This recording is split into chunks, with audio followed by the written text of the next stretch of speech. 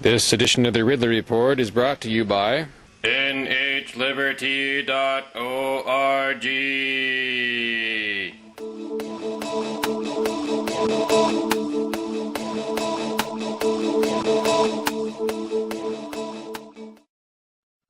Hello, this is Ron Paul with your weekly update for December 22nd.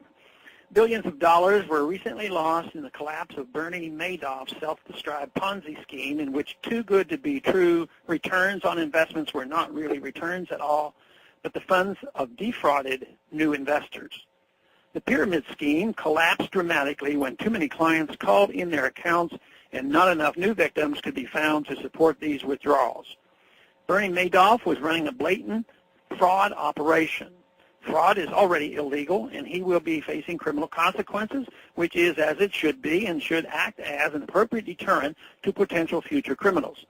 But it seems every time someone breaks the law, politicians and pundits decide we need more laws, even though lack of laws was not the problem. The government itself runs a fraud 10 times bigger than Madoff's. Our Social Security system is the very definition of a Ponzi or pyramid scheme. If the government truly had an interest in protecting people's savings, they would allow people to opt out of Social Security altogether. So that makes you a dirty little heathen bastard Muslim.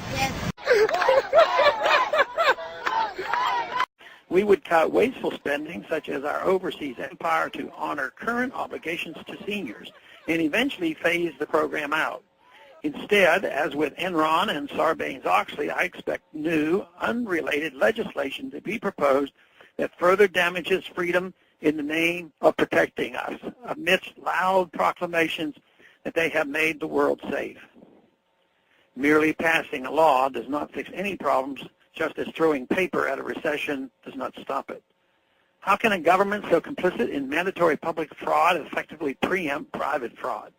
I see no reason to believe that any new law or regulatory agency will solve anything. But I do see liberty slipping away every time Congress decides to do something. We already have an oversight agency, the SEC, which did a poor job overseeing and preventing this, but does a great job hamstringing honest, productive businesses and driving them overseas. Total trust in government solutions only creates moral hazard and amplifies risky behavior. Trust in government got us here. We trusted government to eliminate risk, but it just made risk more creative and dangerous.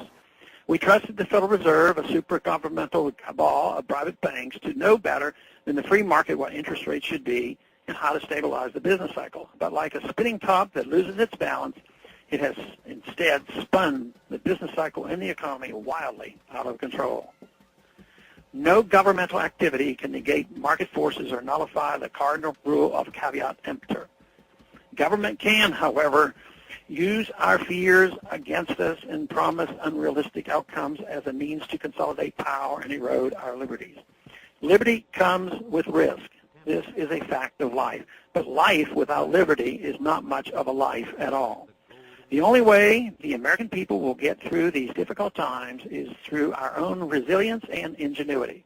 At best, the government is irrelevant in finding prosperity again. At worst, government can present a massive obstacle for the economy to overcome.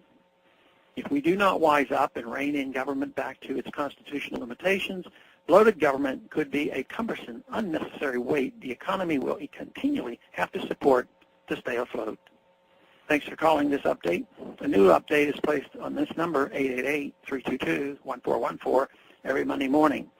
The written text of which can be found on my website, www.house.gov/Paul, under the heading Texas Straight Talk. Thanks for calling. You know how I'm always talking about the fact that if you go to the State House and you swing your fist, you hit a member of the New Hampshire Liberty Alliance. Well, I've never actually showed you any video of the way the New Hampshire Liberty Alliance is able to just pack the State House full of liberty activists. Take a look at this.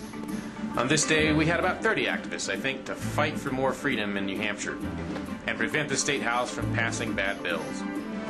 There have been times where we've had more like 50. Here they are meeting with the governor the same day. And they've had quite a bit of legislative success, too. That's why I'm a member of the New Hampshire Liberty Alliance, and hope you will be, too. Find out more at nhliberty.org. nhliberty.org.